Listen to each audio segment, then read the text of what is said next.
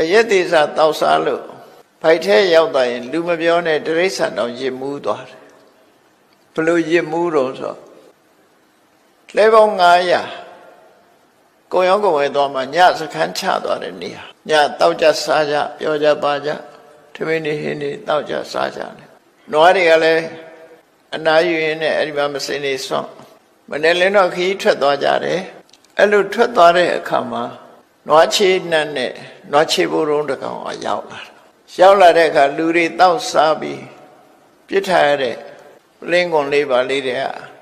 ဖီယာလေးအရက်ကလေးသူလည်းသွားမြည်ဆမ်းမိတာပေါ့နော်။ဘာလဲလို့မြည်ဆမ်းမြည်လိုက်တော့သူ့ပိတ်ထဲရောက်တော့သူလည်းရစ်သွားတာ။အဲ့လိုရစ်သွားတဲ့အခါမှာနွားချေဘုံကပျော့ပျော့အီအီအဲ့နွားချေဘုံပေါ်မှာခါတိုင်းလည်းတက်နေကြပဲအဲ့ဒီတက်လိုက်တဲ့အခါနွားချေဘုံကဣကနေဖြစ်သွားအဲ့ဒီလိုဣကနေဖြစ်သွားတဲ့အခါကျတော့ဘလို့စိတ်ကထင်လို့ဆို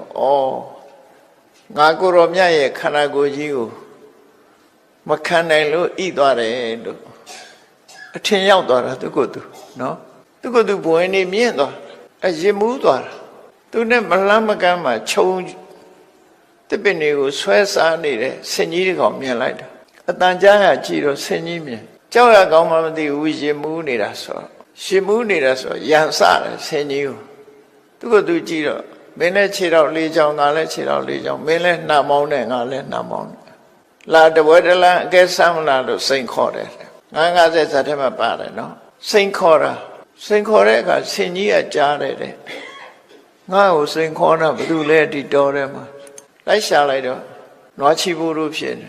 ငါခွာနဲ့လည်းပဲမရှက်တော့လောက်ဘူးအစွဲနဲ့လည်းမထိုးလောက်ဘူးကောင်းလေးကသေးသေးလေးကိုနော်ဆိုပြီးတော့ဆင်ကြီးကဘာလုပ်တော့ဆိုသူ့အပေါ်တက်တဲ့မစင်တုံးတွေတုံးပြီးရှိုးချပြီးတော့ဖိပြထားခဲ့တယ်အဲ့ဒီလို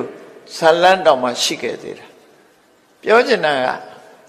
အခြေအနေတစ်ခုရလာပြီဆိုရင်လူတွေကရင်မူးသွားကြတာအဲ့ဒါကိုပမာဒလို့ခေါ်တယ်ရင်မူးပြီးတော့ဒီတဲ့ကောင်းတဲ့ဆိုတာမသိတော့မေးလျော့သွားတယ်ဒီသဘောကိုဆိုလို့တယ်ပေါ့နော်တတိလွတ်သွားတယ်ငါပါလဲသူပါလဲဆိုတာမသိတော့ရင်မူးမေးလျော့သွားတယ်တဲ့